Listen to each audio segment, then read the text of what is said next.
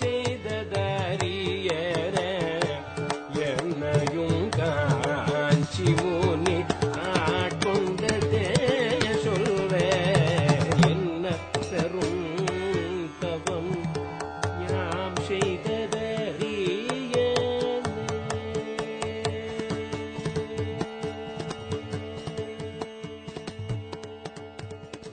குருப்யோ நமோ நமः. சதாசிவசமாரம்பாம் சங்கராச்சார்யமத்யமாம் அஸ்மதாச்சார்யபர்யந்தாம் வந்தே குருபரம்பராம்.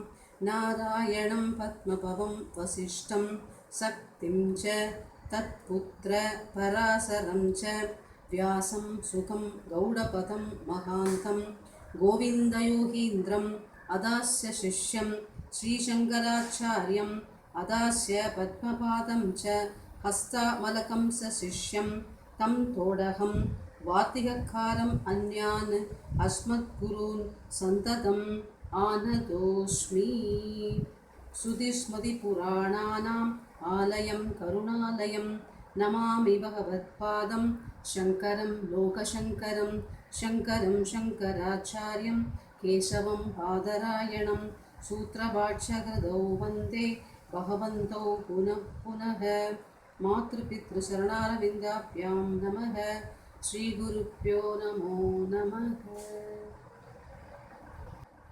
என் பெயர் ஜெயா கிருஷ்ணமூர்த்தி. சாதாரணமாக பேசலாம். நார்மலாக நான் வந்து சென்னையில் நங்கநல்லூரில் ராஜராஜேஸ்வரி கோவில் பக்கத்தில் இருக்கேன். என்னுடைய சொந்த ஊர் வந்து திருநெல்வேலி பக்கத்தில் கல்லிடைக்குறிச்சி.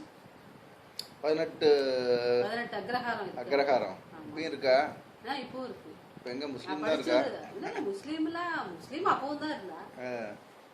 ஆனா வந்து நான் படிச்சதெல்லாம் வந்து திலக் வித்யாலயான்னு சொல்லிட்டு கருடக்குறிச்சியில ஒரு ஸ்கூல் இருக்கு. அங்கதான் ஹையர் செகண்டரி வரைக்கும் படிச்சுட்டு அம்பை ஆர்ட்ஸ் அப்படின்னு அம்பாசிந்தர் காலேஜ் நான் பிகாம் படிச்சேன். கல்லடைக்குறிச்சி அந்த ஸ்கூல்ல தான் என்னுடைய அத்திம்பேர் வந்து ஹெட்மாஸ்டரா இருந்தார். அப்படியா? பேரு? அவர் பேரு ராமசாமி.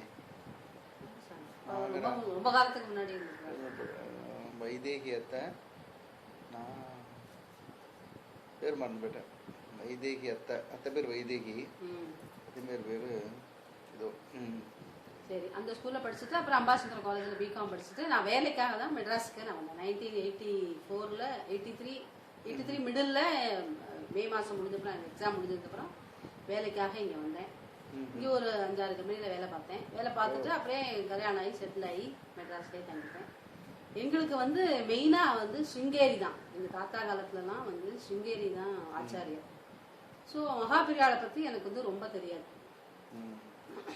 அப்படி இருக்கிற காலகட்டத்தில் நான் வந்து என்னோட 35வது வயசு 1999ல் வேதாத்ரி மகரிஷி அப்படின்னு ஒருத்தர் இருக்கார். அவரோட வாழ்க வளமுடன் அப்படின்னு சொல்லுவாங்க. அந்த இயக்கத்துல போய் நான் வந்து மெடிடேஷன் பண்றதுக்காக ஜாயின் பண்ணேன்.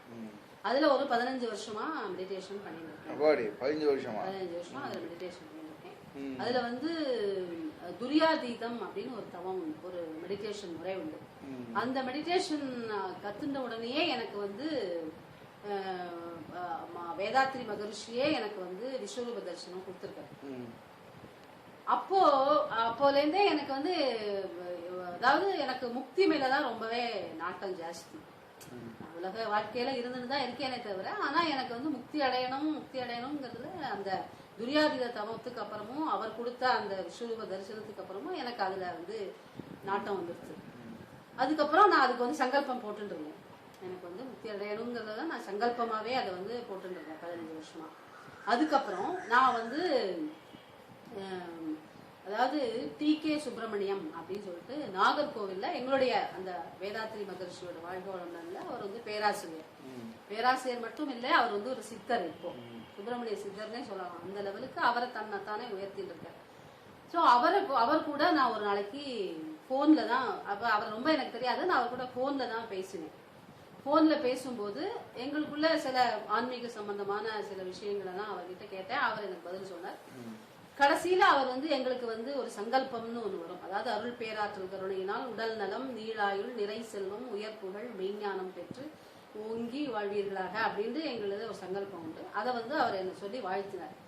அப்போ நான் என்ன சொன்னேன்னா, எனக்கு இதெல்லாம் விட எனக்கு வந்து சாயுச்சிய பதவி தான் வேணும் அப்படின்னு சொல்லி அவர்கிட்ட கேட்டேன். அப்போ அவர் என்ன சொன்னார்னா, இறையருளும் குருவருளும் உங்களுக்கு துணை புரியட்டும், ரொம்ப மகிழ்ச்சி அப்படின்னு சொல்லி சொன்னார். அதோட எங்களோட கான்வர்சேஷன் அன்னைக்கு ஓவர். அதுக்கப்புறம் நான் வந்து அவர் கூடவே ஒரு 15-20 நாளுக்குள்ளேயே நான் வந்து அவர் கூட கேதார், பத்ரிநாத் அந்த மாதிரி இதுக்கு நான் வந்து போகக்கூடிய ஒரு யாத்திரா போகக்கூடிய ஒரு சான்ஸ் எனக்கு வந்தது. அப்போ அவர் கூட நான் அங்க போயிருக்கும் போது சீதாப்பூர்னு ஒரு இடம், கேதார்நாத் போறதுக்கு முன்னாடி சீதாப்பூர்னு ஒரு இடத்துல நாங்க தங்கியிருந்தோம். அன்னைக்கு ராத்திரி எங்களுக்கு சத்சங்கம் நடந்தது. எவ்வளவு பேர் பிறந்தது? ஒரு 100 பேர், 108 பேர். ஓ, 100 பேருக்கு மேல. 108 பேரும் 100 பேரும். அப்போ வந்து அவர் அந்த சத்சங்கத்துல சொன்னார், இந்த அதாவது இந்த ஹிமாலயாஸ்ல இருந்து ஒரு மகானோ அல்லது ஒரு ரிஷியோ உங்க கூட உங்களுடைய ஆன்மா விடுதலை அடையிற வரைக்கும் கூடவே இருப்பார் அப்படின்னு சொல்லி அந்த சத்சங்கத்துல அவர் சொன்னார். அப்போ எனக்கு மைண்ட்ல வந்தவர் யாருன்னா ஆதிசங்கர். ஏன்னா அப்பதான் நாங்க ஜோஷிமட்டுக்கு போயிட்டு அங்க போயிருக்கோம். அப்போ வந்து எனக்கு ஜோஷிமட்ல அந்த அந்த அரச மரம்னு ஒரு மரம் 2500 வருஷத்துக்கு முன்னாடி உள்ளதே இருக்காமே, அங்க பண்ணும்போதே எனக்கு ஒரு ஸ்டார் ரூபத்துல அந்த ஒரு இதெல்லாம் கிடைச்சது. எனக்கு அந்த மரத்தடியில நாங்க மெடிடேஷன் பண்ணும்போது ஆதிசங்கர் வந்து ஸ்டார் ரூபத்துல எனக்கு தரிசனம் கொடுத்ததுலாம் எனக்கு கிடைச்சது. அதனால அதே மைண்ட்ல இருந்ததுனாலே என்ன தெரியல, இவர் இப்படி சொல்லவும் உங்களுக்கு ஆன்மா விடுதலை அடைகிற வரைக்கும் இங்கேருந்து ஒரு மகான் வந்து உங்க கூடவே இருப்பார் அப்படின்னு அவரோட வாக்கு. ஏன்னா இவரும் சித்தர், அதனால சித்தர்கள் வாக்கு வந்து பொய்க்காது. அக்டோபர் 12ஆம் தேதி 2014 அன்னைக்கு எனக்கு ஒரு மெயில் வருது. அந்த மெயில்ல என்ன இருக்குன்னா, அந்த அதாவது புரந்தர கேசவலு அவரோட கதையை லைக் தான் நான் சொல்றேன். புரந்தர கேசவலு அப்படிங்கறவர் உலகத்துக்கே தெரியும் அந்த கதை. சொல்லுங்க. புரந்தர கேசவலோட கதை. ஆனா நிறைய பேர் என்ன சொல்றாங்கன்னா வில்ல கதையா, வில்லனா நிறைய வில்ல கதை இருக்கே அப்படின்னு தான் சொல்றாங்க. புரந்தர கேசவலு கதை ரொம்ப ஃபேமஸ்.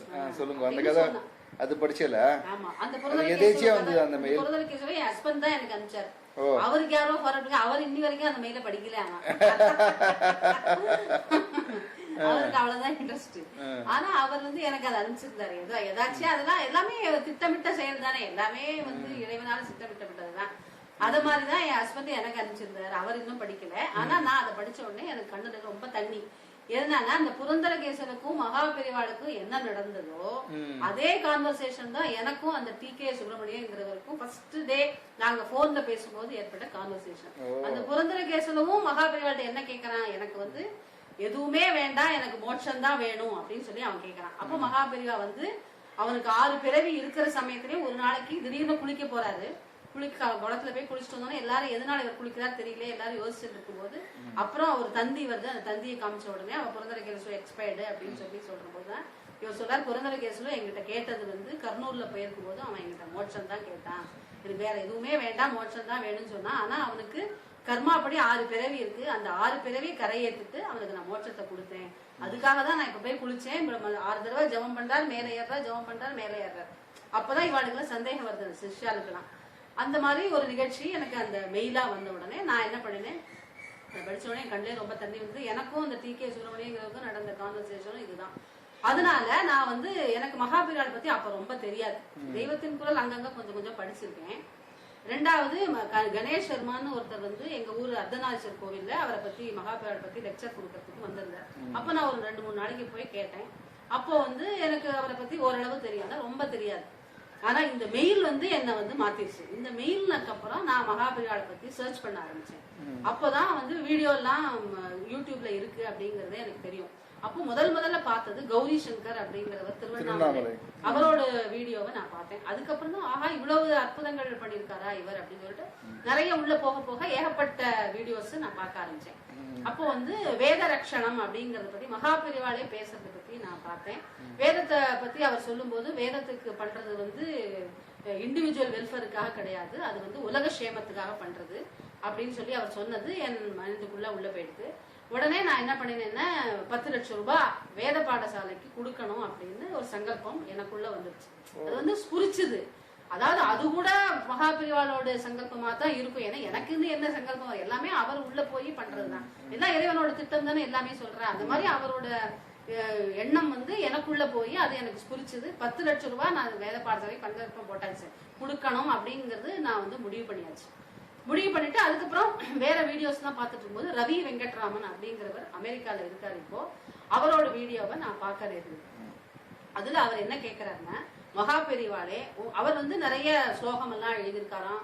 தீவிரவாதி கடத்தின்னு போயினாராம், மகா பெரிவா தான் அவரை காப்பாத்தி கூட்டு வந்தாரா, அதெல்லாம் சொல்ற 45 நிமிஷத்துக்கு உள்ள வீடியோல இது நான் சொல்ற விஷயம் ஒரு 2 நிமிஷம் தான். அது எனக்குள்ள போயிடுது. எப்படின்னா அவர் என்ன கேட்கிறாருன்னா, மகா பெரிவா இப்ப நீங்கள்லாம் இருக்கு, உங்களை மாதிரி ஒருத்தர் ஆகணும்னா ஃபர்ஸ்ட் ஸ்டெப் என்ன பண்ணணும் அப்படின்னு இவர் கேட்கிறார். அப்போ அந்த மகா பெரிவா வந்து கனவுல வந்து அன்னைக்கே அவருக்கு கனவுல வந்து மகா பெரிவா சொல்றாராம், காயத்ரி மந்திரத்தை 3333 தடவை ஒரு நாளைக்கு சொல்லணும். அப்படியே நீ 33 நாளைக்கு சொல்லு அப்படின்னு சொல்லி அவர் சொன்னப்போ இவர் சொன்னாராம், அதெல்லாம் டிஃபிகல்ட் டாஸ்க், நான் வந்து 5-6 மணி நேரம்லாம் என்னால உட்காந்து பண்ண முடியாது, அதனால நான் வந்து பண்ண முடியாது அப்படின்னு சொன்ன உடனே பண்ணிதான் பாறேன் அப்படின்னு சொல்லிட்டு அவர் மறைஞ்சு போயிட்டாராம். இது வந்து அவர் சொல்றாரு. அவர் என்ன சொல்றாருன்னா, நானும் ஆரம்பிச்சேன், 1000 நானும் நிறைய நாளைக்கு பண்ணினே தவிர இந்த 3333 என்னால ஒரு நாள் கூட இது வரைக்கும் பண்ண முடியல அப்படின்னு அவர் சொன்னார். அப்ப இது வந்து எனக்குள்ள போயிடுது, ஏன் நம்ம பண்ணக்கூடாது? ஏன்னா நம்ம 15 வருஷமா நம்ம குண்டலினி யோகம் பண்றோம், 3333 எங்களால உட்கார முடியும். ஏன்னா மெடிடேஷன் பண்ணி எங்களுக்கு பிராக்டிஸ் இருக்கிறதுனால எங்களால உட்கார முடியும். அதுக்கப்புறம் வந்து இவ்வளவு வருஷம் பண்றதுனால வந்து சித்த சுத்தி ஏற்பட்டிருக்கலாம் அப்படிங்கறதும் எனக்கு மைண்டுக்குள்ள போயிருந்தது. சோ நம்ம வந்து ஸ்டார்ட் பண்ணலாம்னு சொல்லிட்டு நான் ஸ்டார்ட் பண்ணிட்டேன். ஸ்டார்ட் பண்ணி 3 நாள் ஆயிடுச்சு.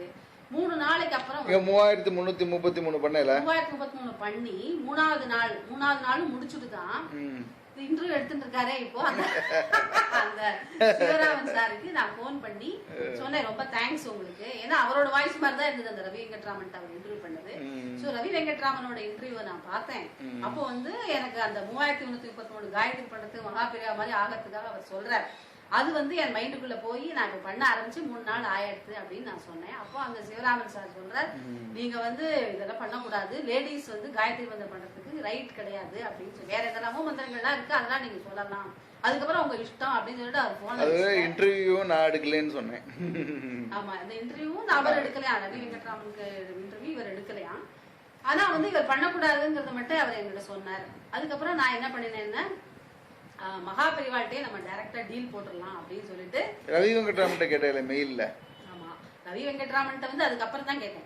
அப்புறமாவா? ஓ, மகா பெரிவாள்கிட்ட முதல்ல வந்து அன்னைக்கு நைட்டே வந்து அவருக்கு முன்னாடி உட்காந்துட்டு நான் இது மாதிரி காயத்ரி ஆரம்பிச்சு 3 நாள் ஆயிடுச்சு, சிவராமன் ஒருத்தர் என்கிட்ட என்ன சொல்றாருனாக்க லேடிஸ் பண்ணக்கூடாதுன்னு சொல்றாரு, நீங்களும் அத்வைதி, எங்களோட வேதாத்ரி மகர்ஷி கொள்கையும் வந்து அத்வைதம், அத்வைதப்படி ஆண் எங்க இருக்கு பெண் எங்க இருக்கு, எல்லாருமே ஒரே அந்த பரபிரம்மம் தானே, அப்படி இருக்கும்போது ஏன் லேடிஸ் பண்ணக்கூடாது, நீங்க வந்து பண்ணக்கூடாதுன்னு நீங்க சொன்னேன்னாக்கா நான் ஸ்டாப் பண்றேன். இன்னைக்கு ட்ரீம்ல எனக்கு வந்து நீங்க சொல்லணும், இந்த லேடிஸ் பண்ணக்கூடாது அப்படின்னு நீங்க சொன்னேன்னா. நீங்க ஏன் இப்படி கேட்கல? நான் பண்ணணும் அப்படின்றதா இருந்தா நீங்க வந்து பண்ணு அப்படின்னு சொன்னா நான் பண்றேன், ட்ரீம்ல வந்து நீ பண்ணுன்னு சொன்னா நான் பண்றேன் அப்படின்னு நீங்க ஏன் கேட்கல? அதுவும் தெய்வ சங்கல்பமா தான் இருக்கும். சரி சரி, நீங்க பண்ணக்கூடாது, ஏன்னா நீங்க ஸ்டாப் பண்ணணும் தான் நீங்க சொன்னது. சோ அதுதான் என் மைண்டுக்குள்ள போய் உறுத்திட்டு இருந்ததே தவிர அப்படி போல என் மைண்டு. உடனே நான் வந்து மகாபலிவாட்ட இப்படிதானே சொன்னேன், நீங்க வந்து ஸ்டாப் பண்ணினா கண்டிப்பா நான் ஒபே பண்றேன், ஏன்னா நீங்க பெரிய மகான், நீங்க சொல்லியாச்சுன்னா நான் ஒபே பண்றேன், இல்லைன்னா நான் கண்டினியூ பண்ணுவேன் அப்படின்னு சொன்னேன். அவர் வந்து என்ன ஸ்டாப் பண்ணல, அன்னைக்கு நைட்டு என்ன வந்து ஸ்டாப் பண்ணல, நான் வந்து கண்டினியூ பண்ணிட்டேன். கண்டினியூ பண்ணும்போது எனக்கு சில பிசிக்கல் ப்ராப்ளம்ஸ் வந்தது. ஏன்னா அந்த மந்திர சக்தி வந்து உங்களுக்கு உடம்பு சூடாக்கி இருமல் ஜாஸ்தியாகி டாக்டர்கிட்ட போக வேண்டிய நிலைமையெல்லாம் நான் அனுபவிச்சேன். ஆனா அதெல்லாம் எனக்கு பெருசா தோணல. எனக்கு என்னோட லட்சியத்தை அடையணும், அதுக்காக எனக்கு வந்து அந்த பீடாதிபதி ஆகணும்னோ அல்லது அந்த மாதிரி 100 வயசு இருக்கணும்னோ அந்த மாதிரி ஆசையெல்லாம் கிடையாது. அவர் சொல்ற மாதிரி தாமரை இலை தண்ணீர் மாதிரி வாழ்க்கையை வாழ்ந்து மோட்சத்தை அடையணுங்கிறது மட்டும்தான் என்னோட குறிக்கோள். அதனால நான் வந்து அவர்கிட்ட சொன்னதுக்கு அவர் என்ன ஸ்டாப் பண்ணல. ஒருவேளை அவர் நினைச்சிருக்கலாம் 15 வருஷமா நான் வந்து சித்த மெடிடேஷன் வந்து வேதாத்ரி மகர்ஷியோட குண்டலினி யோகம் பண்றதுன்னா சித்த சுத்தி ஏற்பட்டிருக்கலாம். சித்த சுத்தி ஏற்பட்டிருந்தா என்ன வேணா பண்ண முடியும் உலகத்துல. மக்களுக்கு மனிதனுக்கு வந்து சித்த சுத்தி தான் ரொம்ப இம்பார்ட்டன்ட். அது ஏற்பட்டதுனால என்ன வேணா சாதிக்க முடியும். அதனால அவர் வந்து எனக்கு ஓகே பண்ணிருக்கலாம். ஏன்னா இது வந்து ஒவ்வொரு மனுஷனுக்கு மனுஷன் டிஃபர் ஆகும். அந்த குருவோட வார்த்தைகள் எல்லாருக்கும் ஒரே மாதிரி கிடையாது. இதே வந்து இந்த பகவதி அவர் பேர் என்னது, அந்த ஒரு பூஜை பண்ணுவாரே, ஏதோ ஒரு ஊர்ல ஒருத்தர் பூஜை பண்ணுவார் இல்லையா, காமாட்சி பத்தி ஒருத்தர் பூஜை பண்றாரு, காமாட்சி தாசன் கூட மகா பெரிவா ஒரு தடவை சொன்ன, அவரோட வீடியோ பார்க்கும்போது என்ன சொல்றாருன்னா, மகா பெரிவா நீ வந்து மத்தவா சொல்றதெல்லாம் கேட்காதே, நான் என்ன சொல்றேனோ உன் மனசுக்கு என்ன செய்யறதோ அதை மட்டும் நீ பண்ணு அப்படின்னு சொல்லிதான் அவர் வந்து அதுல சக்சஸ் பண்ணார். அந்த காமாட்சி அம்மனை பூஜை பண்றத அவருக்கும் நிறைய பேர் தடுத்திருக்கா அந்த இதுலலாம். அதே மாதிரிதான் எனக்கும் அன்னைக்கு அப்படிதான் தோணித்து. அதனால நான் வந்து இவர்கிட்டயே நேர டீல் போட்டாச்சு. இவர் எனக்கு ஸ்டாப் பண்ணல, நான் பண்ணி முடிச்சிட்டேன். பண்ணி முடிச்சு 33வது நாள் வந்து அதுக்கு முன்னாடியே நான் காயத்ரி ஆரம்பிக்கிறதுக்கு முன்னாடி என் பையன் வந்து விஜய்னு பேரு, அவன் அமெரிக்கால MS படிச்சுட்டு இருக்கான். அவன் வந்து பார்ட் டைம் ஜாபும் பார்த்துட்டு இருக்கான். ஆனா அவனுக்கு வந்து ரொம்ப லோ சேலரி தான் கிடைச்சிருக்கு. அப்பதான் ஒரு 2 மாசமா வேலைக்கு போறான், ரொம்ப லோ சேலரி. அப்ப நான் இவன்ட்டு சொன்னேன், நான் வந்து காயத்ரி மந்திரம் ஆரம்பிக்க போறேன். அதுல உனக்கு வந்து இப்போ சப்போஸ் நீ போற வேலையிலேயே உனக்கு ஹைக்கு கிடைச்சதுன்னா வேதத்துக்கு 10 லட்சம் ரூபாய் நீ கொடுப்பியா அப்படின்னு சொல்லி அவன்கிட்ட கேட்டேன். அவன் வந்து உடனே வந்து சரின்னு சொல்லிட்டான், ஹைக்கு கிடைச்சு. இப்ப விஜய் குடுக்கறதுக்கு முன்னாடி நீங்க என்ன ஐடியால வந்து இதே மாதிரி 10 லட்சம் ரூபாய் கொடுக்கலாம்னு பிளான் பண்ணியிருந்தீங்க? நான் ஒரு பிசினஸ் ஒண்ணு பண்ணிருந்தேன். அது வந்து அதுல இருந்து கொடுக்கலாம்னு பார்த்தேன். ஆனா அது வந்து எனக்கு லாஸ் ஆயிடுறதுனால அந்த பிசினஸ் நான் க்ளோஸ் பண்ணிட்டேன். ஓஹோ, சரி சரி சரி. சோ அதனால இப்ப அதுல இருந்து கொடுக்கறதுக்கு எனக்கு வழி கிடையாது. சோ நான் வந்து என் பையனை தான் சார்ந்து இருந்ததுனால அவன் கிட்ட கேட்டேன், நான் காயத்ரி ஆரம்பிச்சு 3 நாள் ஆயிடுத்து, உனக்கு ஹைக்கு கிடைச்சதுன்னா நீ வந்து கொடுப்பியா 10 லட்சம் ரூபாய் அப்படின்னு உடனே அவன் வந்து இமீடியட்டா கொடுக்கறேன் அப்படின்னு சொல்லிட்டான். அப்ப நான் சொன்னேன், அப்பா வந்து சொல்லுவார் லோன் எல்லாம் இருக்கு, எஜுகேஷன் லோன் நாங்க வாங்கியிருக்கோம் MS அனுப்புறதுக்காக, அதெல்லாம் இருக்கேடா, அதை நீ முதல்ல முடிச்சுட்டு தான் இதெல்லாம் கொடுக்கணும்னு அப்பா சொன்னா கூட நீ வந்து அவரை கன்வின்ஸ் பண்ண முடியுமா உன்னால? ஃபர்ஸ்ட் ப்ரிஃபரன்ஸ் வேதத்துக்கு நீ கொடுக்கணும் அப்படின்னு நான் சொன்னேன். செட் பண்ணி வச்சுட்டேன். உடனே அவன் வந்து சரி நான் வந்து குடுக்கறேன்மா, அப்புறம் வந்து நான் அப்பாவை கன்வின்ஸ் பண்ணி நான் லோன் பின்னாடி நான் அடைச்சுக்கிறேன், முதல்ல நான் இதுக்கு ப்ரிஃபரன்ஸ் கொடுக்கறேன் அப்படின்னு சொல்லி அவன் ஒத்துட்டான். அதுக்கப்புறம் நான் வந்து சரின்னு சொல்லி அந்த 33வது நாள் பார்த்தேன்னா அவர் வந்து 33 நாள் பண்ண சொல்லியிருந்தாருல, அந்த 33 நாள் பண்ணி 30வது நாள் முடிஞ்ச உடனே எனக்கு அந்த TK சுப்பிரமணியோட ஒரு ப்ரோக்ராம் வந்து திருநெல்வேலியில நடந்தது. அதுக்காக நான் போயிருந்தேன். அங்க போய் அவரை பார்த்துட்டு வந்தேன். ஆனா அவர்கிட்ட நான் எதுவும் சொல்லல. அப்ப நான் எதுவுமே அவர்கிட்ட சொல்லல. அதுக்கப்புறம் இங்க வீட்டுக்கு வந்தப்புறம் 34வது நாள் பார்த்தேன்னா என் பையனுக்கு அவன் வாங்கின லோ சேலரியில இருந்து 3.5 மடங்கு அவனுக்கு வந்து ஜாஸ்தி கிடைச்சது. ஜாஸ்தி கிடைச்ச உடனே நான் வந்து அவன்கிட்ட சொன்னேன், நம்ம வந்து கொடுத்துடலாம் இல்லையா அப்படின்னு சொன்னேன். அவன் வந்து டிசம்பர் மாசம் வரதாக இருந்தது. டிசம்பர் இந்த 2013ல அவன் வந்து இங்க இந்தியாவுக்கு வர மாதிரி இருந்தது. அப்போ உன்னால கொடுக்க முடியுமான்னு கேட்டேன். கொடுத்துடலாம் அப்படின்னு சொல்லி அவன் சொன்னான். இதுக்கு முன்னாடி நான் இந்த வேத ரட்சணம் படிச்சுட்டு இருக்கும் போதே எங்க தாத்தா எல்லாம் கொஞ்சம் வேதம் ருத்ரம் அந்த மாதிரி ஒரே பக்திமா இருக்கும். அவரு அந்த சயின்ஸ்கிரிட் ஸ்காலர் வேற. அந்த காலத்திலேயே அவர் வந்து ஸ்ரீலங்கால போயிட்டு ராமாயணம் எல்லாம் பிரவச்சனம் பண்ணி அவார்டெல்லாம் அந்த காலத்திலேயே அவர் வாங்கியிருக்காரு. ஸோ அவர் ரொம்ப எங்க ஃபேமிலி வந்து ரொம்ப ஆர்த்தடாக்ஸ் ஃபேமிலி. எங்க அப்பா சைட்ல அம்மா, எங்க அப்பாவோட அம்மா பாட்டி அவ எல்லாருமே ரொம்ப வந்து ஆர்த்தடாக்ஸ் ஃபேமிலி. அதாவது ஸ்ரீசக்கர பூஜை எங்க வீட்டுல உண்டு. இப்ப 4வது தலைமுறையா நான் எங்கிட்டதான் அந்த ஸ்ரீசக்கரமும் அந்த ராஜேஸ்வரி அந்த பிள்ளையார் எல்லாமே எங்கிட்டதான் இருக்கு. நான் தான் இப்ப 15 வருஷமா அந்த பூஜை பண்ணிட்டு இருக்கேன். சோ அதனால நான் வந்து என்ன பண்ணினேன், இப்போ 3வது தலைமுறையில வந்து இப்போ வேதம் படிக்கிறதுக்கு என் பையன் மட்டும்தான் இருக்கான் இப்போ. சோ அவனுக்கு வந்து வேதம் கத்துக்கணும்னு ஒரு ஆசை இந்தியாவில இருக்கும் போதே இருந்தது. ஆனா அதுக்கு அவனுக்கு சான்ஸ் இல்லாம போயிடுது. சோ இப்ப வேதம் கத்துக்கணும் 3வது தலைமுறை கட்டாயிடுச்சுன்னா அந்த இது கட்டாயிடும் சொல்லி அந்த வேத ரட்சணத்துல பிராமணியம் போயிடும் சொல்லி மகாபிரிவா சொல்றா. அப்போ நான் மகாபிரிவாள்கிட்டே ஒரு நாளைக்கு தாபத்தோட கண்ணீர் விட்டேன். இவனுக்கு வேதம் படிக்க ஆசை இருக்கு, அமெரிக்கா போயிட்டான், ஆனா இவனால இந்த வேதம் படிக்க முடியலையே அப்படின்னு சொல்லி நான் பண்ணினப்போ என்னோட ஃப்ரெண்டு ஒருத்தன் வந்து ஐயப்பன் சொல்லிட்டு, அதாவது எங்களோட ஃபேமிலி ஃப்ரெண்டு, என்னோட 1 வருஷம் ஜூனியர், அவன் வந்து அங்க CTSல நல்ல பொசிஷன்ல இருக்கான். அவன் வந்து வேதம் சொல்லி கொடுக்கறதாக நான் வந்து கேள்விப்பட்டேன். கேள்விப்பட்ட உடனே அவனோட மெயில் ID எல்லாம் வாங்கி அவனுக்கு போன் பண்ணி எல்லாம் பேசி அவன் கத்து கொடுக்கறான் அப்படின்னு சொன்னோடனே இவன்கிட்ட போன் என் பையனுக்கு போன் பண்ணி அந்த ஐயப்பன் ஒருத்தன் இருக்காரா, அவனோட வீடு உங்க ஊர்ல தான் இருக்கு, டலாஸ்ல இருக்கான், இவன் அது பக்கத்துல தான் இருக்கு, நீ அவனை கான்டாக்ட் பண்ணி பேசு, ஏதாவது ஹெல்ப்பும் பண்ணுவான், உனக்கு வேதமும் அவன்கிட்ட நீ கத்துக்கலாம் அப்படின்னு சொல்லி நான் சொல்லியிருந்தேன். உடனே இவன் என்ன பண்ணிருக்கான், அவனை கான்டாக்ட் பண்ணி ஒரு 2 நாளைக்கு கிளாஸுக்கு போயிருக்கான். இவன்கிட்ட வந்து கார்லாம் கிடையாதுல்ல, இப்போ ட்ரெயின் பஸ்ல ஏறிதான் அவன் காலேஜுக்கே போயிட்டு இருக்கான். சோ அவனுக்கு 3/4 மணி நேரம் நடந்தாதான் அந்த கோவில்ல வச்சு அவனுக்கு ஃப்ரீயா சொல்லித்தரான். இவனால போக முடியாது, என்னால 3/4 மணி நேரம் நடக்க முடியாது, போமா அப்படின்ட்டான். என்னடா இது, அப்போ திருப்பி நான் அதே மகாபிரிவாட்ட தான் திருப்பி கண்ணீரோட தாபத்தோட சொன்னேன், இப்படி 3/4 மணி நேரம் நடக்க முடியாதுன்னு சொல்றானே, இவனுக்கு ஏதாவது ஒரு வழி பண்ணக்கூடாதா, அவன் வேதம் கத்துக்கிறதுக்கு இன்ட்ரெஸ்ட் இருக்கேன் அப்படின்னு சொன்னேன்.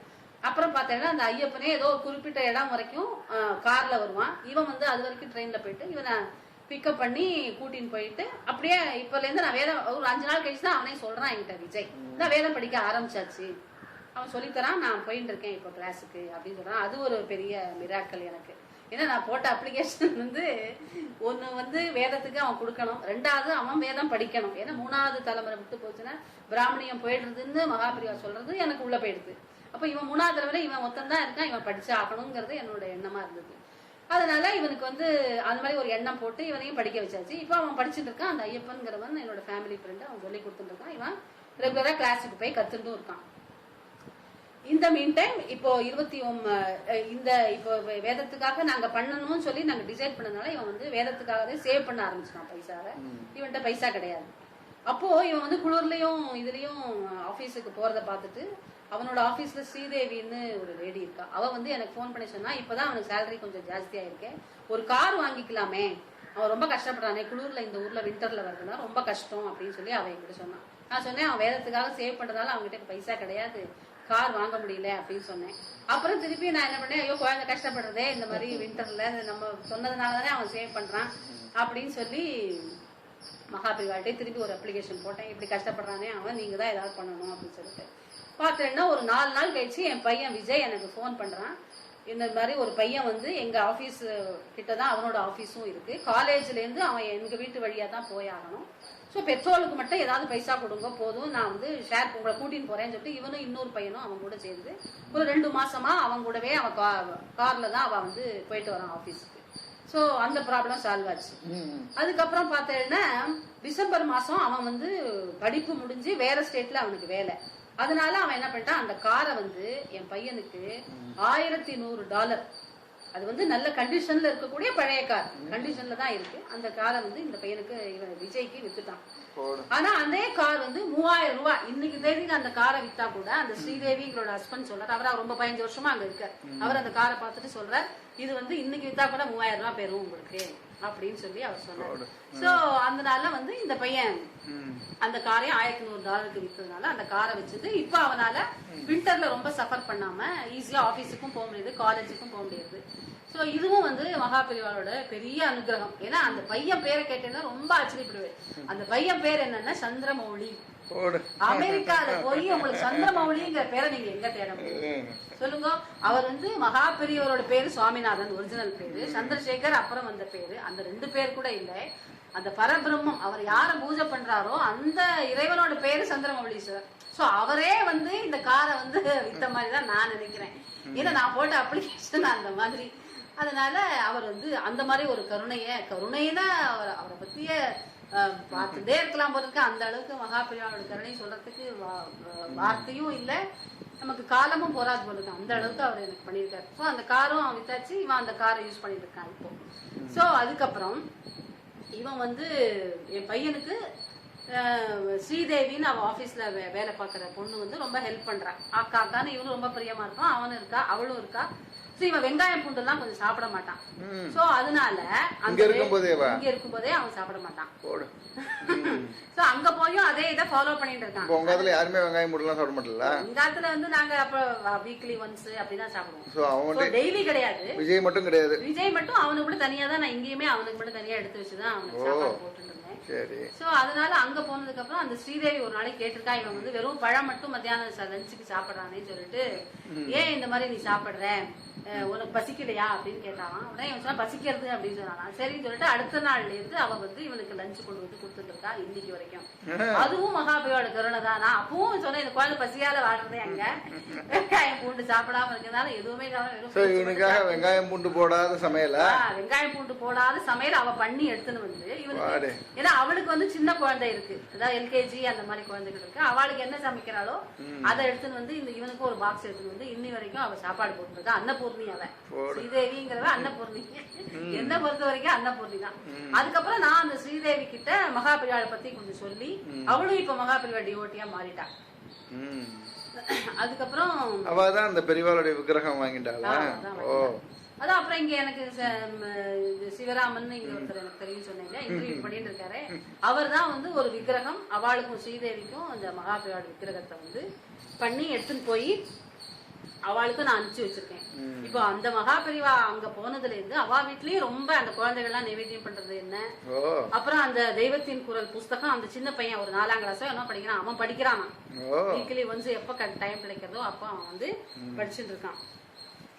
அதுக்கப்புறம் இந்த இந்த காயத்ரி ஜபம் வந்து அவர் சொன்ன டைம் வந்து 33 நாளைக்கு 3331 ஒரு நாளைக்கு. ஸோ ஒரு 33 நாள் ஆன உடனே அதோட கணக்கு பார்த்தேன்னா 1,09,989 தடவை வரும். ஸோ அது முடிச்சதுக்கு அப்புறமும் எனக்கு வந்து அதுல வந்து ஒரு ஈடுபாடு வந்துருச்சு. ஏன்னா இப்போ மெடிடேஷன்லேயே எங்க இருந்துச்சு ஒரு டேஸ்ட் வர வரைக்கும் தான். அந்த டேஸ்ட் நமக்கு பிடிச்சிருக்குன்னா நம்ம அதே தானே ஃபாலோ பண்றோம் இல்லையா. அதுக்குதான் ஒரு பீரியட் சொல்லுவாவா மெடிடேஷன்லயே நீங்க 48 நாள் பண்ணுங்க அப்படின்னு சொல்லுவா. அப்படின்னா 48 நாள் நம்ம சக்சஸ்ஃபுல்லா பண்ணிட்டோம்னா நம்மளால அந்த மெடிடேஷன்ல இருந்து வெளியில வர முடியாது. சோ அதே தான் நம்ம கண்டினியூ பண்ணுவோம். அந்த மாதிரி தான் மகாபிரியாவும் சொல்லியிருக்கா. 33 நாள்ங்கிறது சும்மா ஒரு டைம் தான். அதை நீ பண்ணி அதுல சக்சஸ் ஆயிட்டுன்னா ஒரு நாள் அதை விட முடியாதுங்கிறது அவரோட இது. அவரும் அதை தான் பண்ணிட்டு இருக்காரு போல இருக்கு. ஏன்னா 1 மணி ஜபம் 2 மணி ஜபம்னு அவர் பண்ணிட்டே இருக்கிறதுலாம் வந்து காயத்ரி ஜபத்தை தான் அவர் பண்றாரு போல இருக்கு. இல்ல அவெல்லாம் பிரணவம் பண்ணுவா. பிரணவம் சன்னியாசிகள், அவளை காயத்ரி கிடையாது. சொல்லுங்க. ஏன்னா இந்த காயத்ரி மந்திரத்துக்கு அதுக்கப்புறம் நான் வந்து என்ன பண்ணேன், எதனால இந்த மாதிரி காயத்ரி லேடிஸ் பண்ணக்கூடாதுன்னு சொல்றா அப்படின்னு சொல்லிட்டு நான் வந்து நிறைய இந்த இன்டர்நெட்ல போய் சில புக்ஸ் எல்லாம் படிச்சு அதெல்லாம் தெரிஞ்சுக்கணும் அப்படின்னு போய் பார்த்தப்போ மகாபிரிவாளோட தெய்வத்தின் குரல்லையே அவர் வந்து எழுதியிருக்காரு. என்னன்னாக்க காயத்ரி ஜபம் வந்து ஏன் லேடிஸ் பண்ணக்கூடாதுனாக்க அந்த ரேடியேஷனை வந்து லேடிஸுக்கு தாங்கக்கூடிய சக்தி கிடையாது அப்படிங்கறதுனா அதுவும் ஒரு ரீசன். ரெண்டாவது அந்த காலகட்டத்துல வந்து ஆம்பளைகள் எல்லாம் வந்து யாகம் யஜ்யம் அதெல்லாம் பண்ணிட்டு இருந்தா. சோ இவ ஒத்தாசை பண்றதுனால அதுவே இவாளுக்கு போதும், இவா ஒன்னும் லேடிஸ் தனியா பண்ண வேண்டாம் அப்படிங்கறதுனால தான் வேண்டாம்னு சொல்லியிருக்காரே தவிர, ஆனா வேதத்துல அந்த காலகட்டத்திலேயே இந்த மாதிரி கார்த்தியாயினி அவ மாதிரி உள்ளவாள்லாம் வந்து வேதம் எல்லாம் அப்போ அந்த காலத்துல அவ படிச்சிருக்கா, காயத்ரிஜமும் பண்ணிருக்காவான்னு அந்த ஒரு இதுல நான் படிச்சேன். அதாவது ஒரு ஆன்மா வந்து தான் வந்து முக்தி அடையணும் மோட்சம் அடையணுங்கிற தாகம் ஜாஸ்தியா இருக்கும்போது இந்த காலகட்டத்துல பாத்தீங்கன்னா எந்த ஹஸ்பண்ட் வந்து யாகம் எல்லாம் பண்றா, ஆபீஸுக்கு போயிட்டு வந்து டிவி பார்த்துட்டு தூங்குறதுக்கு மட்டும்தான் அவளுக்கு டைம் இருக்கே தவிர இந்த மாதிரி இறை சிந்தனை எத்தனை ஆம்பளைகளுக்கு இருக்கு. அப்போ அந்த கைங்கரியம் பண்றதுக்குலாம் வந்து இப்ப இருக்கிற லேடிஸாளுக்கு சான்ஸே கிடையாது. அப்போ அதுல இருக்கிற ஏதாவது என்ன மாதிரி ஒரு லேடிக்கு வந்து அந்த மாதிரி மோட்சம் அடையணும் அப்படின்னா அவளுக்கே அந்த தாகம் இருந்து அவ பண்ணலாம். அந்த மாதிரி லேடிஸ் அந்த காலகட்டத்துல பண்ணிருக்கா அப்படிங்கிற வார்த்தை தெய்வத்தின் குரல்ல மகாபெரிவாளை எழுதியிருக்கத நான் படிச்சேன். அதுக்கப்புறம் எனக்கு தெளிவாயிடுது. இந்த ரேடியேஷன் தாங்க முடியாது அப்படின்னு சொல்றதுக்கு எனக்கு என்னன்னா, நான் 15 வருஷமா குண்டலினி யோகம் பண்ணிட்டு இருக்கிறதுனால எங்களுக்கு வந்து தவத்துல வந்து ஓரளவு சித்தியானதுனால என்னால அதை தாங்க முடிஞ்சது. அந்த ரேடியேஷனை என்னால தாங்க முடியற அளவுக்கு நான் பண்ணிட்டு இருக்கேன். அதுக்கப்புறம் 5 லட்சம் காயத்ரி நான் வந்து முடிச்சேன். அப்போ 5 லட்சம் முடிச்ச உடனே நான் என் பையன்ட்டு சொன்னேன், 5 லட்சம் நான் முடிக்க போறேன், உனக்கு வந்து ஏதாவது ஒரு மிராக்கிள் நடக்கும் உன் லைஃப்ல அப்படின்னு நான் சொன்னேன். சொன்ன உடனே பார்த்தேன்னா அவனுக்கு வந்து ஆபீஸ்ல வந்து 2 அவார்டு கொடுத்தான். ஒன்னு வந்து டெக்னிக்கல் எக்ஸலன்ஸுக்கும், இன்னொன்னு குட் பெர்ஃபார்மர் அப்படின்னு ஒரு அவனுக்கே தெரியாது. அன்னைக்கு அவன் போறான், ஏதாச்சும் அவன் அனௌன்ஸ் பண்றான். அப்பதான் நான் 5 லட்சம் முடிச்சிருக்கேன். அதே மாதிரி பார்த்தேன்னா அந்த சிவராமன் சார்னு இப்ப இன்டர்வியூ எடுத்துட்டு இருக்காரு, அவர் வந்து ஒரு மகாபிரியோட விக்கிரகத்தை வேற யாருக்காகவோ அவரை வந்து பண்ண கொடுத்து ஆர்டர் பண்ணி வாங்கிட்டு அமெரிக்காவுக்கு அனுப்பிச்சு, அந்த அமெரிக்கால உள்ளவா வந்து ஆர்த்தின்னு அவளோட அந்த ஆர்த்தி சூரி அப்படிங்கிறவா அவ வந்து இவனுக்கு அதாவது அதுக்குள்ள பைசாவே வாங்காம ஃப்ரீ ஆஃப் காஸ்ட்ல என் பையனுக்கு அவ வந்து கொடுத்துட்டான். அது எப்படின்னாக்க அனுஷ நட்சத்திரம் அன்னைக்கு அப்போ அவளுக்கு வந்து தேங்க்ஸ் கிவிங் சொல்லிட்டு ஒரு 5 நாளைக்கு எந்த போஸ்டல் இதுவும் கிடையாது. கரெக்டா இவனுக்கு வந்து சேர்ந்த நாள் பார்த்தேன்னா அனுஷ நட்சத்திரம், அதுவும் மகாபிரியாரோட பிறந்த நாள். அந்த அனுஷ நட்சத்திரம் அன்னைக்கு வந்து சேர்ந்தது அவனுக்கு. இது ஒரு பெரிய மிராக்கல். ஏன்னா மகாபிரியவாளே தேடி என் பையனை போயிருக்காருங்கிறது பெரிய விஷயம். இது வந்து எங்களுக்கும் தெரியாதே. இப்போ அதாவது விஜயோட இடத்துக்கு மகாபிரியா போக போறாங்கிறது எங்களுக்கு அன்னைக்கு தேதி வரைக்கும் எனக்கு தெரியாது. நான் சொன்னது அவன் கிட்ட ஒரு மிராக்கல் நடக்கும் அப்படிங்கறதான். 5 லட்சம் காயத்ரி நான் முடிச்சிருக்கேன், ஆனா வந்து உனக்கு நடக்க போகுதுன்னு சொன்னேன். ஆபீஸ்லயும் அவார்டு கிடைச்சது. அதே மாதிரி விக்கிரகம் அவ்வளவு அழகா இருக்கு. இப்போ வந்து அனுஷ பூஜைக்கு அந்த ஊர்ல இந்த மகாபெரிவா தான் வந்து ஹீரோவா இருக்காரு. இப்போ எல்லா வீட்டுக்கும் முன்னாடி படம் வச்சுதான் அவ பூஜை பண்ணிட்டு இருந்தா. இப்ப இவரை தான் தூக்கிட்டு போய் ஹீரோவா வச்சு எல்லாருக்கும் அவர் ரொம்ப பிடிக்கவும் செஞ்சிருக்கு. ஒவ்வொரு எந்த வீட்டுக்கு எல்லாம் போறாரோ அந்த வீட்டுல அவர் மிராக்கிள் வேற பண்றாரு அவரு. அதனால அப்படிப்பட்ட ஒரு மகான் தான் எனக்கு வந்து அனுகிரகம் பண்ணிட்டு இருக்காரு இப்போ.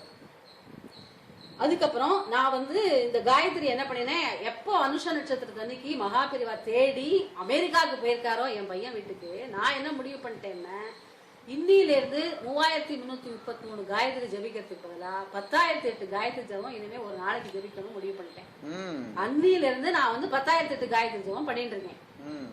அது வந்து 9 லட்சம் வந்து 31/12/2013 அன்னைக்கு எனக்கு வந்து பூர்த்தியாச்சு. பூர்த்தியான உடனே பார்த்தேன்னா அதுக்கு முன்னாடி 29/12/2013 அன்னைக்கு என் பையன் வந்து அங்கேருந்து யூஎஸ்ல இருந்து வந்திருந்தாங்க இந்தியாவுக்கு. அப்போ நாங்க வந்து இந்த 10 லட்சம் ரூபாய் வேத பாடசாலைக்கு கொடுக்கணுங்கிறத முடிவு பண்ணியிருந்தோம் இல்லையா, அதை கொடுக்கறதுக்காக ஆராதனைக்காக மகாபலியோட ஆராதனைக்காக நாங்க காஞ்சிபுரத்துக்காக போனோம். அப்போ இந்த சிவராமன் இப்போ இன்டர்வியூ பண்ணிட்டு இருக்காரு, இவர் தான் எங்களை கார்ல எடுத்துன்னு வந்து கூட்டின்னு போனார். கூட்டின்னு போகும்போது அவர் கார்ல போயிட்டு இருக்கும்போது கேட்டார் வந்து, நீங்க இந்த ஃபுல் அமௌண்ட்டையும் ஒரே இடத்துக்கு கொடுக்க போறீங்களா, இல்ல நிறைய வேத பாடசாலைகள் இருக்கு அதுல எல்லாம் வந்து பினான்சியல் அவ்வளவு சவுண்டா இல்ல, அவங்க நடத்துறதுக்கே ரொம்ப கஷ்டப்படுறா, அவளுக்கெல்லாம் வந்து பிரிச்சு கொடுக்குறேடா அப்படின்னு சொல்லி அவர் கேட்டார். அப்ப நான் சொன்னேன், பிரிச்சு கொடுக்கறதுல எனக்கு ஒன்றும் அப்ஜெக்ஷன் கிடையாது, ஆனா நான் ஒரு அமௌண்ட் ஃபில்அப் பண்ணிட்டு வந்தாச்சு, அது வந்து இந்த ஒரு இருக்கையில் இருக்கக்கூடிய வேத பாடசாலைக்கு தான் கொடுக்க போறேன், பேலன்ஸ் அமௌண்ட்டை வந்து நம்ம பிரிச்சு கொடுக்கலாம் அப்படின்னு நான் வந்து சொன்னேன்.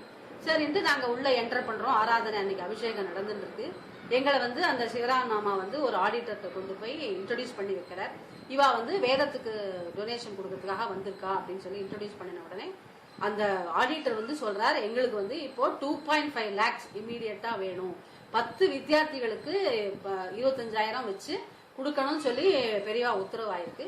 எங்க கிட்ட இப்ப பணம் இல்லை, பெங்களூர்ல இருந்து யாரோ ஒருத்தர் போன் பண்ணி 1 லட்சம் ரூபாய் கொடுக்கறேன்னு சொல்லியிருக்காரு, ஆனா அது வந்து நாட் எட் கம் அப்படிங்கிற பட்சத்துல நாங்க இப்ப தவிச்சுட்டு இருக்கோம் அப்படின்னு சொன்ன உடனே நான் ஃபில்அப் பண்ணிட்டு போன அமௌண்ட் அதே 2.5 lakhs. சோ எனக்கு வந்து அந்த அபிஷேகம் பார்த்துட்டு இருக்கும்போது கண்ணுல இருந்து கண்ணீர் தான், அதாவது எங்கிட்டே மகா பெரியவா அந்த அமௌண்ட்டை வந்து வாங்கிட்ட மாதிரி தான் எனக்கு அன்னைக்கு தோணித்து.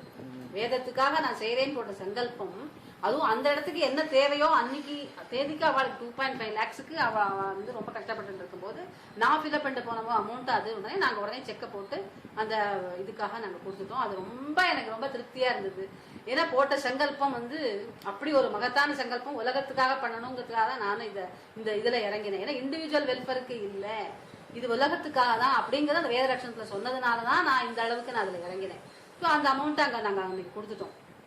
கொடுத்ததுக்கு அப்புறம் அந்த 9 லட்சம் காயத்ரி நான் முடிச்சதுக்கு அப்புறம் அந்த ஆடிட்டர் யாரு வந்து அந்த 2.5 lakhsக்காக அன்னைக்கு ரொம்ப ஏங்கிட்டு இருந்தாரோ அவர் வந்து வீட்டுல போய் சொல்லியிருக்காரு, பெரியவா தான் அன்னைக்கு எங்களுக்கு அந்த 2.5 lakhs கொண்டு வந்து கொடுத்துருக்கா, ரொம்ப நாங்க தவிச்சுட்டு இருந்தோம். அதுல போய் அழுதாராம் அவர். அந்த மாமி சொல்றாரு, அந்த மாமியாத்துக்கு நான் அன்னைக்கு போயிருந்தேன். அப்போ அவர் வந்து அப்படி மாமா இன்னைக்கு ரொம்ப தவிச்சார், அன்னைக்கு நீங்க கொடுத்தது ரொம்ப சந்தோஷம் மாமி சொன்னா.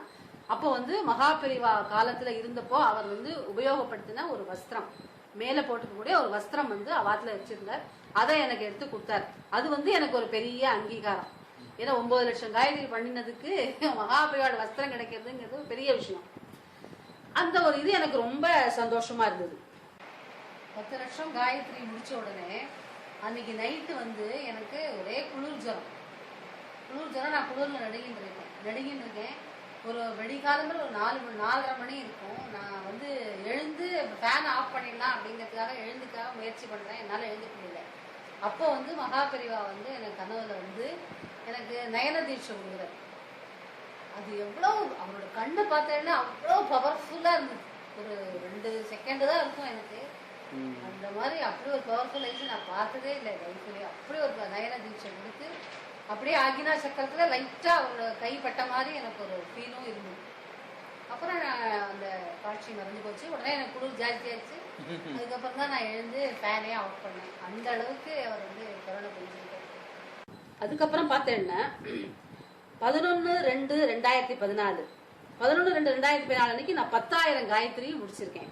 அன்னைக்கு என் பொண்ணுக்கு வந்து பூனால வந்து ஒரு இன்டர்வியூக்காக நாங்க போயிருந்தோம். மேல படிக்க போற ஹையர் ஸ்டடீஸ்க்காக ஒரு இன்டர்வியூக்காக நாங்க அங்க போயிருந்தோம்.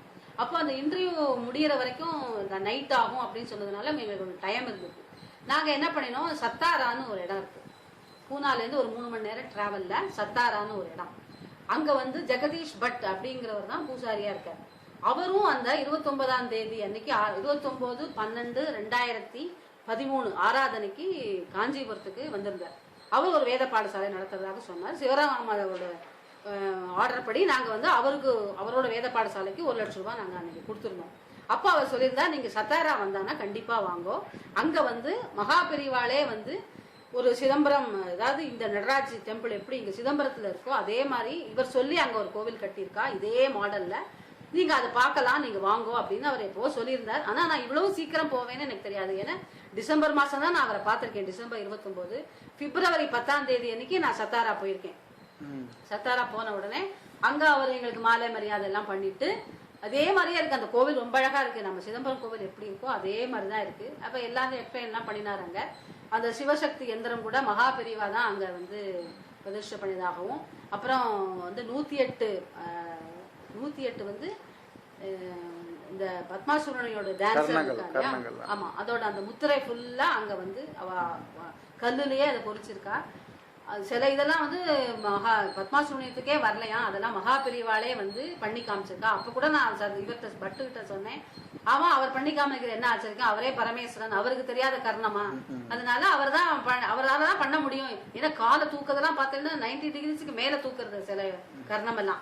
சோ அதெல்லாம் இவராலதான் பண்ண முடியும் அப்படின்னு நான் கூட சொன்னேன் அவர்கிட்ட. அதுக்கப்புறம் அவர் வந்து என்ன பண்ணாருன்னா குஞ்சித பாதம் அப்படிங்கிற ஒரு, அதாவது இறைவனோட இந்த சிவபெருமானோட திருவடியில போடக்கூடிய பல வகையான மூலிகைகளாலான ஒரு வேறால செய்யப்பட்ட ஒரு பாதம், அந்த மாலையை வந்து அவர் எனக்கு கொடுத்தார். அப்படி கொடுக்கும்போது அவர் என்ன சொன்னார்னா, முந்தின நாளைக்கு தான் ஒரு சன்னியாசி வந்தார். அந்த சன்னியாசி வந்து மகா பெரிவா சொல்லிதான் சன்னியாசம் எடுத்துட்டார்.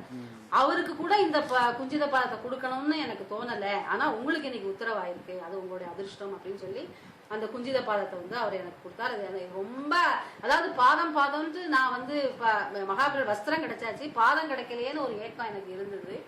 அப்போ நான் அங்க உட்கார்ந்துட்டு மகாபெரிவா முன்னாடி மெடிடேஷன் பண்ணிட்டு இருக்கும் போது மகாபெரிவா கிட்ட இருந்தே எனக்கு ஒரு மெசேஜ் வருது, பாதம் அலைஞ்சியே, இப்ப பாரு குஞ்சித பாதத்தையே அவனை கொடுத்தாச்சு, இது போதாதா அவனுக்கு, இதை விட உனக்கு வேற என்ன வேணும் அப்படி கேட்கற மாதிரி இருந்தது. சோ அதை வாங்கிட்டு ரொம்ப சந்தோஷத்தோட நாங்க வந்து ஊர் வந்து சேர்ந்துட்டோம். அதுக்கப்புறம் பார்த்தேன்னா அந்த 10 லட்சம் காயத்ரி ஜபிச்சதுக்கான பலன் வந்து எனக்கு மகாபெரிவால குஞ்சித பாதம் கிடைச்சது எனக்கு. இதுக்கு முன்னாடி நான் வந்து காயத்ரி ஸ்டார்ட் பண்ணின சில நாள்ல வந்து மகாபெரிவா வந்து என்னோட பையனோட கனவுல போயிட்டு அவனுக்கு வந்து ஆசீர்வாதம் பண்ணிருக்காரு. அப்போ வந்து என்ன அவனு பார்த்த நிகழ்ச்சி என்னன்னாக்க, ஒரு பெரிய பாக்ஸ்ல இந்த பவித்திரம், இந்த பிராமணர்களுக்கு கொடுக்கக்கூடிய அந்த பவித்திரம் வந்து பாக்ஸ்ல இவன் வச்சுட்டு இருக்கான். ஒவ்வொன்னா இவன் தேர்ந்த அந்த பாக்ஸ் எடுத்து எல்லா வேத பிராமணர்களுக்கும் கொடுக்கற மாதிரி அவன் ஒரு கனவு கண்டிருக்கான். அதை வந்து என்கிட்ட அவன் சொன்னான். அப்ப நான் சொன்னேன், நான் வேதத்துக்கு பண்ணணும்னு சொல்லியிருக்கேன் இல்லையா, அதனால உனக்கு வந்து அந்த வேத பிராமணர்களுக்கு கொடுக்கற மாதிரி அவர் உனக்கு கனவுல வந்திருக்காரு அப்படின்னு சொல்லி நான் அவனுக்கு சொன்னேன். அதுக்கப்புறம் வந்து 4/3/2014 அப்போ வந்து நானும் என்னோட ஹஸ்பண்டும் வந்து காஞ்சிபுரத்துக்கு ஒரு நாளைக்கு போயிருந்தோம். அப்போ உங்களுக்கு பிரதோஷமாமான்னு சொன்னா எல்லாருக்குமே தெரியும். ஏன்னா மகாபிரிவா கூட அவர் ரொம்ப இன்டராக்ட் பண்ணியிருக்கார். நாயன்மார்கள்ல 64 நாயன்மார்னு அவரே கொடுத்திருக்காரு. அந்த மாமாவத்துக்கு நாங்க வந்து அந்த 4/3/2014 அன்னைக்கு போயிருந்தப்போ பார்த்தீங்கன்னா அந்த பிரதோஷமாவத்துல சொல்றா 3/3/2014 மாசி உத்திரட்டாதி அன்னைக்கு பெரியவா வந்து பட்டத்துக்கு வந்ததாக அவ வந்து சொன்னான். அன்னைக்குதான் என் பையன் விஜயோட பர்த்டே. சோ இது மகாபெரிவாளுக்கும் இவனுக்குமே ஏதோ ஒரு லிங்க் இருக்கு அப்படின்னு நான் நினைச்சிட்டேன். அதனாலதான் அவனும் நான் சொன்ன வேதத்துக்கு பண்ணணும்னு சொன்ன உடனே சரின்னு சொல்லி ஒத்துன்னு இருக்கான் அப்படின்னு சொல்லி நான் நினைச்சேன். அதுக்கப்புறம் நாங்க என்ன பண்ணணும், அங்க இருந்து அவாத்துல இருந்து ஓரிருக்கைக்கு போனோம். ஓரிருக்கைக்கு போன உடனே அங்க கணபதினு ஒருத்தர் இருக்கார். அவர்கிட்ட நான் வந்து சொன்னேன், இப்பதான் நான் சத்தாரா போயிட்டு வந்தேன், அங்க வந்து ஜெகதீஷ் பட்டுங்கிறவர் வந்து எனக்கு குஞ்சித பாதம் கொடுத்திருக்கார் அப்படின்னு நான் அவர்கிட்ட சொல்லி முடிக்கவும், அவர் வந்து அந்த குஞ்சித பாதத்தை தலையில வச்சுட்டு இருந்த ஒரு மகாபிரிவாவோட படத்தை வந்து என்கிட்ட எடுத்து கொடுத்தார். அதுக்கும் இதுக்கும் எனக்கு வந்து ரொம்ப கோயின்சிடன்ஸ் ஆச்சு. ஏன்னா நான் இப்பதான் சொல்லி முடிக்கிறேன், அவர்கிட்ட 2 படம் தான் இருக்கு பாருங்க, இது உங்களுக்கும் உங்க ஹஸ்பண்டுக்காக தான் இருக்கு போட்டிருக்கு அப்படின்னு சொல்லி அவர் என் கையில வச்சு அவர் கொடுத்தார். அதை பார்த்தேன்னா மகாபெரிவா வந்து 1993ல அவர் தளர்ச்சி, உடல்லாம் ரொம்ப தளர்ச்சி ஆயாச்சு. 94ல அவரோட சித்தியான நாள் வருதுல 8/1/1994. 93ல அவர் ரொம்ப உடல் தளர்ச்சியா இருக்கும்போது அவர் வந்து இந்த குஞ்சித பாதத்தை பார்க்கணும்னு ஆசைப்பட்டிருக்கார். சிதம்பரத்துல இருக்கக்கூடிய நடராஜரையும் பார்க்கணும், அவரோட பாதத்துல இருக்கக்கூடிய அந்த குஞ்சித பாதத்தை எனக்கு தரிசனம் பண்ணணும்னு சிஷ்யர்கிட்ட சொன்னாராம். உடனே சிஷ்யர்கள்லாம் இவரை எப்படி கூட்டின்னு போக முடியும், இவ்வளவு நிலைமை மோசமா இருக்காரு, இவரால் எழுந்துக்கவே முடியல அப்படின்னு நினைச்சிட்டு இருக்கும் போது அடுத்த நாள் காலையில சூரிய உதயத்துக்கு முன்னாடி தீட்சிதர்கள் வந்து சிதம்பரத்துல இருந்து வந்து அந்த குஞ்சித பாத பிரசாதத்தை மகாபிரிவா கொடுத்தார். மகாபிரிவா அதை எடுத்து தலையில வச்சுட்டு இருக்காரு. அந்த படத்தை தான் எனக்கு வந்து இப்போ அந்த கணபதிங்கிறவர் கொடுத்தார் பாருங்க. அப்ப எனக்கு எவ்வளவு பெரிய பாக்கியம் அது. மகாபிரிவா கடைசி கால அது அந்த போட்டோலயே போட்டிருக்கு, இந்த குஞ்சித பாதத்தோட உள்ள மகாபிரிவரை தரிசனம் பண்ணினா உங்களுக்கு சர்வ ரோகங்களும் நிவாரணமாகவும் மோட்சமும் கிடைக்கும் அப்படின்னு சொல்லி எனக்கு என்ன தேவையோ அதுவும் அதுல இருக்கு. ஸோ அப்படிப்பட்ட குஞ்சித பாதத்தை மகான் வந்து எனக்கு, அதுவும் நான் சத்தாராக்கு போகக்கூடிய, அதான் பூனாக்கே போகணுங்கிற இது எனக்கு பிளானே கிடையாது. என் ஹஸ்பண்டும் என் பொண்ணும் தான் அந்த இன்டர்வியூக்கு போற மாதிரி பிளான் போட்டிருந்தா. கடைசி நிமிஷத்துல தான் நான் அவ கூட ஜாயின் பண்ணேன். 6 வரேன்னு சொல்லிட்டு ஜாயின் பண்ணேன். அப்புறம் நாங்க அங்க சத்தாராக்கு போற பிளானும் கிடையாது, ஷீரடி போலான்னு தான் நாங்க பிளான் போட்டிருந்தோம். மகா பெரியவாள் என்ன பண்ணிருக்கா, என்ன அங்க வர சொல்லி குஞ்சித பாதத்தை கொடுக்கணுங்கிறதுக்காகவே ஷீரடி பிளான் அன்னைக்கு போக முடியும். ஏன்னா காலையில போனா நைட்டு தான் வர முடியுமா, எங்களுக்கு அதுக்கு டைம் இல்லை. அன்னைக்கு அங்க வந்து ஏதோ ஒரு ரோடு ராஸ்தா ரோக்கோ வேற நடந்ததுனால அங்க போக முடியாதனால இதுக்குதான் போக முடிஞ்சது. ஸோ இதுவும் அவரோட கருணை தான் என்ன அங்க இழுத்துன்னு போய் எனக்கு அந்த குஞ்சித பாதத்தை கொடுத்து என்ன அவ்வளவு தூரத்துக்கு மகிழ்விச்சிருக்காரு அன்னைக்கு தேதிக்கு. அந்த அந்த கணபதிட்ட வந்து சொன்ன உடனே அதை எடுத்து கொடுத்துட்டாரா. அதுக்கப்புறம் நான் சொன்னேன், இப்பதான் பிரதோஷமாவத்துக்கு போயிட்டு வரும். அவ சொன்னா நேத்திக்கு தான் வந்து மகாபெரிவா பட்டத்துக்கு வந்த நாளாமே 3/3/2014 அப்படின்னு மாசி உத்தரட்டாதியாமே அப்படின்னு அவ சொன்னா. ஆமா நேத்திக்கு தான் அவர் பட்டத்துக்கு வந்திருக்காரு பாருங்க, அவர் மாமியே இங்க வரா அப்படின்னு சொல்லி அவர் சொல்றாரு. பார்த்தா எனக்கு அந்த பிரதோஷமாவோட பொண்ணு அவர் லலிதான்னு பேரு, நான் அவரை பார்த்ததே கிடையாது. அப்ப இவர் சொல்றாரு எல்லாமே இந்த இடத்துலதான் நிகழ்ச்சிகள் எல்லாம் இங்கதான் நிறையவே நடக்கும் அப்படின்னு சொன்னார். அதுக்கப்புறம் அவர் சொன்னார், மகா பெரியவாளுக்கு தெரியாத விஷயமே கிடையாது, நமக்கு பார்க்கக்கூடிய வியூ வந்து 1 கிலோமீட்டர்னா அவருக்கு பார்க்கக்கூடிய வியூ வந்து எவ்வளவோ கிலோமீட்டர் அப்படின்னு எங்கிட்ட சொன்னார். நான் சொன்னேன், அவருக்கு கிலோமீட்டர் கணக்கே கிடையாது, உலகம் பூராவே அவரால் பார்க்க முடியுமே அப்படின்னு நான் சொன்னேன். உடனே அந்த கணபதி சொல்றார், ஆமா ஒரு திடீர்னு குளத்துல இறங்கி குளிக்க போவார், எதுக்கு குளிக்க போறாருன்னே நமக்கு தெரியாது அப்படின்னு சொன்னா. ஆமா இதே மாதிரிதான் எனக்கு ஒரு நிகழ்ச்சி புரந்தர கேசவலு அப்படின்னு சொல்லிட்டு ஒரு நிகழ்ச்சி மகா பெரிவாளுக்கும் புரந்தர கேசுக்கும் நடந்த நிகழ்ச்சி தான் என்ன மகா பெரிவாள்கிட்ட இன்னைக்கு இவ்வளவு தூரம் இழுத்துன்னு வந்திருக்கு அப்படின்னு நான் சொன்னேன். பாருங்க இது 3வது நிகழ்ச்சி. 1வது நிகழ்ச்சி என் பையனுக்கும் அந்த பட்டத்துக்கு வந்த நாளும் இவனுக்கு பிறந்த நாளும் 1. 2வது நிகழ்ச்சி அந்த மாமியை சொல்றேன், மாமி வரா பிரதோஷமாவத்தை பத்தி பேசணுமே. 3வது நிகழ்ச்சி பாருங்க அந்த புரந்தர கேசவலை பத்தி இவர் சொல்லவும், நான் புரந்தர கேசவலை சொல்லவும் சரியா பாருங்க எவ்வளவு நடக்கிறது இங்க அப்படின்னு சொல்லி அந்த கணபதிங்கிறவர் வந்து சொன்னார். அதுக்கப்புறம் நாங்க வந்து அந்த ஓரிருக்கையில இருந்து என்ன பண்ணினோம், மடத்துக்கு வந்தோம். காஞ்சிபுரத்துல இருக்கிற மடத்துக்கு அனுஷ்டானத்துக்கு வந்தோம். அங்க வந்த உடனே அங்க ஒரு மாமா இருந்தார். அவர் என்ன பண்ணினாருனாக்கா, எங்க ஹஸ்பண்ட் கிட்ட நானும் எங்க அம்மாவும் தான் வீட்டுல இருக்கோம், உங்களால முடிஞ்சா ஒரு 2 புடவை எங்க அம்மாவுக்கு வாங்கி தர முடியுமா அப்படின்னு அவர் கேட்டார். உடனே எங்க ஹஸ்பண்ட் வந்து சரி பார்க்கலாம் அப்படின்னு சொல்லிட்டு அவர் சுத்திட்டு எங்கிட்ட வந்துட்டார். அப்ப நான் சொன்னேன், இந்த மாமா என்ன கேட்டார் உங்கள்கிட்ட அப்படின்னு நான் கேட்டப்போ அவர் சொன்னார், இந்த மாதிரி அம்மாக்காக 2 புடவை கேட்கிறாரு. சரி நமக்கு இப்ப கடைக்கெல்லாம் போக முடியாது, ஒரு 200 ரூபாய் கொடுத்துடலாம் அப்படின்னு சொல்லிட்டு நான் சொன்னேன். உடனே 200 ரூபாய் எங்க மாமாட்ட கொடுத்துட்டோம். கொடுத்த உடனே அவர் வந்து ஒரு வெள்ளி டாலர் போட்டு எனக்கு ஒரு இது கொடுத்தார். இதுல வந்து யாரு இருக்கானா, மகா பெரிவா, பின்னாடி வந்து காமாட்சி, இது 2 போட்ட டாலரை அந்த மாமா வந்து எனக்கு கொடுத்தார். அதுக்கப்புறம் அதை வாங்கிட்டு நாங்க வீட்டுக்கு வந்துட்டோம். வீட்டுக்கு வந்து பார்த்தேன்னாக்க அடுத்த நாளைக்கு காலம்பரை அந்த ரோடு பெருக்கிற ஸ்வீப்பர் இருக்காளே அவ வந்து எங்க வீட்டு காலையில வந்து எனக்கு வந்து புடவை வேணும் அப்படின்னு கேட்டா. நான் வந்து ஜனவரி மாசம் அவ வந்து இதுக்கு பொங்கலுக்காக எங்க வீட்டுல வந்து புடவை கேட்டா. அப்ப நான் பிஸியா இருந்தேன், கொஞ்சம் வேலையா இருக்கனால நான் வந்து அப்புறம் வா அப்படின்னு சொல்லி அவளை அனுப்பிச்சிட்டேன். அதுக்கப்புறம் அவ வரவே இல்லை. கரெக்டா பார்த்தேன்னா நான் என்னைக்கு காஞ்சிபுரம் போயிட்டு அடுத்த நாளைக்கு வந்துக்கணும், காலங்காத்தால 8 மணிக்கு வந்து எனக்கு புடவை கொடுங்கிறாங்க, பெரிய பொட்டு வேற வச்சுட்டு இருக்கா. உடனே நான் என்ன பண்ணினேன், ஒரு புடவை எடுக்க போனவன் 2 புடவை எடுத்து அவகிட்ட கொடுத்துட்டேன். அதுக்கப்புறம் தான் எனக்கு ஸ்ட்ரைக் ஆச்சு, ஆஹா அந்த மாமா அந்த அம்மாக்கு 2 புடவை தானே கேட்டாரு, அதுதான் இவ வாங்கி போறா போல இருக்கு இப்போ அப்படின்னு சொல்லி நான் நினைச்சிட்டேன். அதுக்கப்புறம் பார்த்தேன்னா அன்னைக்கே மகான்கள் இது மகாபியோட மகான்களும் அதிசயங்களும் அந்த விஜய் டிவில வந்து இருக்கு இல்லையா, அந்த நிகழ்ச்சியில பாத்தீங்கன்னா அதே காமாட்சி புடவை கதை தான் வருது அன்னைக்கு. ஆமா அதே மாதிரி ஒரு தம்பதிகள் வந்து புடவை வந்து காமாட்சிக்காக வாங்கிட்டு போவா. அது நடுவுல ஒரு லேடி வந்து காமாட்சி கொடுக்க வேண்டாம், எனக்கு கொடுத்தா காமாட்சி கொடுத்த மாதிரி தான் அப்படின்னு அவ சொல்றா. அந்த கதை வருது பாருங்க, அதே மாதிரிதான் இருந்தது எனக்கும். நம்மகிட்டயும் காமாட்சி தான் நேர்ல வந்து புடவை வாங்கி போயிட்டா போல இருக்கு, சரி நம்ம காமாட்சிக்கு ஒரு புடவை சாத்திடலாம் அப்படின்னு நினைச்சிட்டு என்னோட பர்த்டே வந்தது. அதாவது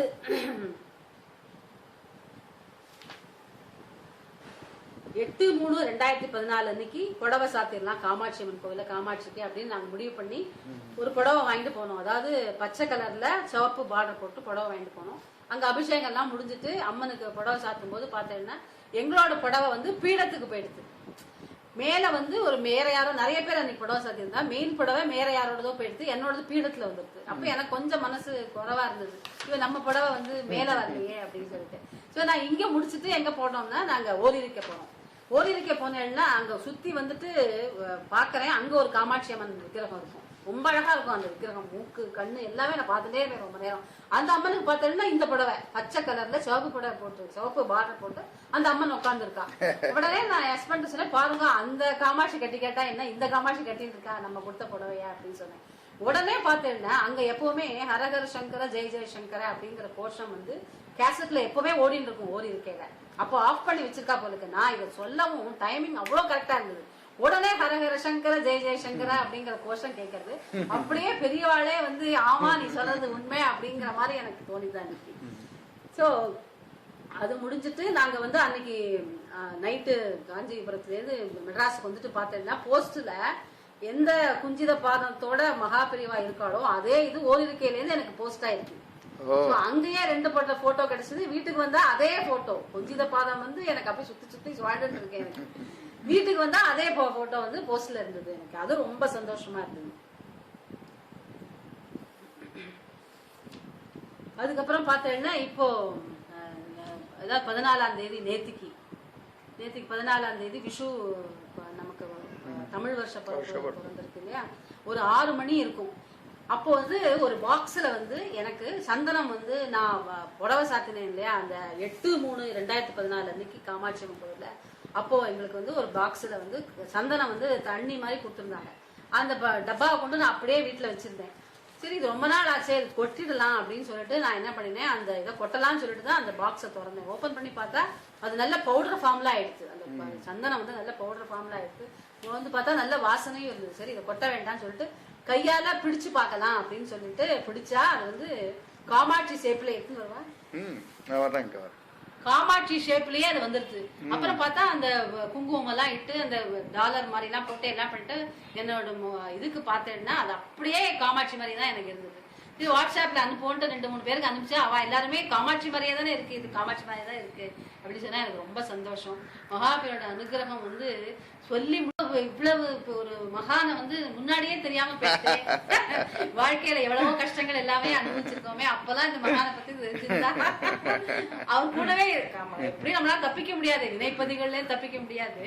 இருந்தாலும் அவரோடு கூட கையை பிடிச்சு போகும்போது அதோட எஃபெக்ட் வந்து கொஞ்சம் கம்மியா தானே இருக்கும் இல்லையா அப்படின்னு எனக்கு தோன்றது. பரவாயில்ல இந்த வயசுலயாவது வந்து அவரோட அனுகிரகம் கிடைக்கிறதுக்கு நமக்கு வேதாத்ரி மகரிஷி, டி.கே. சுப்பிரமணியம் ஐயா, அப்புறம் நான் ரமண மகரிஷியோட இதுக்கும் நான் வந்து நிறைய போவேன். அதாவது 2 வருஷமா என்ன பண்ணிட்டு இருக்கேன்னா ரமணரோட ஆசிரமத்துக்கு திருவண்ணாமலை போயிட்டு இருக்கேன். ஏன்னா மெடிடேஷன் மூலமா எங்களுக்கு வந்து நானும் என் ஃப்ரெண்டும் மாசத்துக்கு ஒரு நாள் அங்க போவோம், மேல போவோம். அதாவது கோவிலுக்கு போயிட்டு ரமணாசிரமம் போயிட்டு மேல ஏறும் விரூபாட்சா குகை, அப்புறம் ஸ்கந்தாசிரமம், அதுக்கப்புறம் வந்து அங்க இன்னொரு மாமரத்து குகை அப்படின்னு இருக்கு. அந்த 3 இடத்துலயும் நாங்க வந்து half an hour மெடிடேஷன் பண்ணிட்டு கீழே வந்து அதுக்கப்புறம் தான் சாப்பிட்டு சாயங்காலமா தான் நாங்க வீட்டுக்கு போறோம். அது மாசத்துல ஒரு தடவையா நாங்க பண்ணிட்டு 2 வருஷமா அதை நான் பண்ணிட்டு இருக்கேன்.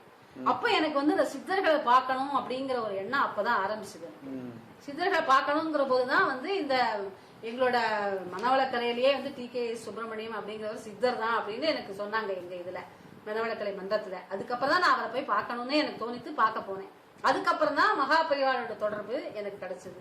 இது எல்லாமே வந்து வேதாத்ரி மகரிஷியில ஆரம்பிச்சு, ரமணர்ல ஆரம்பிச்சு, டி.கே. சுப்பிரமணியால ஆரம்பிச்சு மகா பெரியவாள்ல வந்து கொண்டு வைக்கிறதுக்கு ரொம்ப சந்தோஷம். வாழ்க வளமுடன், வாழ்க வளமுடன்.